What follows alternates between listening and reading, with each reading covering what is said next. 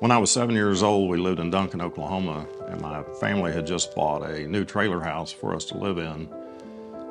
We'd been there about a week, and I went with my mother to stay at my sister's house in Oklahoma City, and while we were gone, a tornado came through.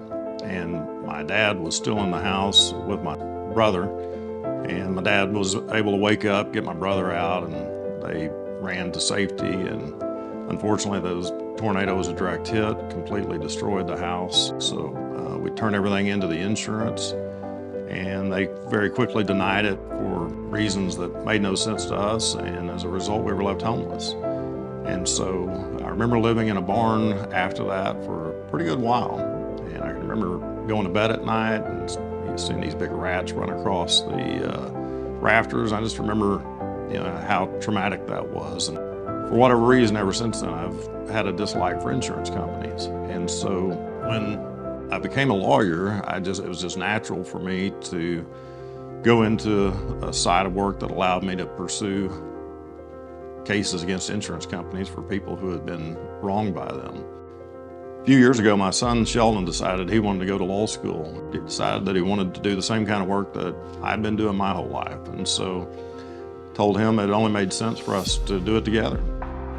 In 6th grade, my dad had a trial and he invited me to come. I'd never, been to the courtroom before. I knew my dad was a lawyer, but to me, he was just dad. He came home and he'd been at work, but I didn't really know what it meant to be a lawyer. So I had the opportunity to go with him, watch a trial for a week during the summer. And that memory kind of stuck with me and was, when I was thinking about what I wanted to do long term, thinking back on him being in that trial, the fun part of being in a trial, but also how much it was helping somebody who was in a situation that they weren't expecting to be in.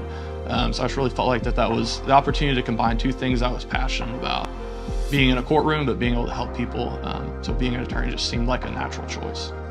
It kind of clicked with me when we started talking about what to name the law firm, that the thing that I always remembered about that tornado was that it happened on an odd date. Most tornadoes are in spring. Well, this one happened on February the 22nd. It happened on 2/22.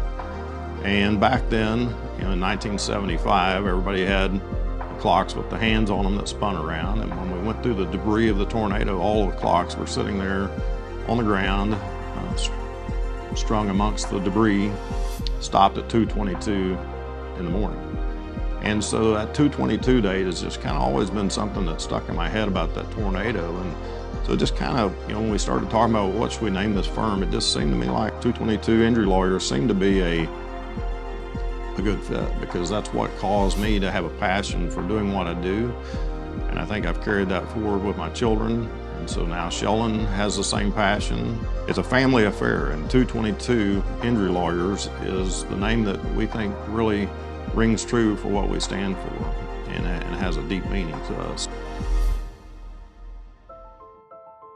It's just always fulfilling when you can help somebody that you just know without you, they would have never been able to get there.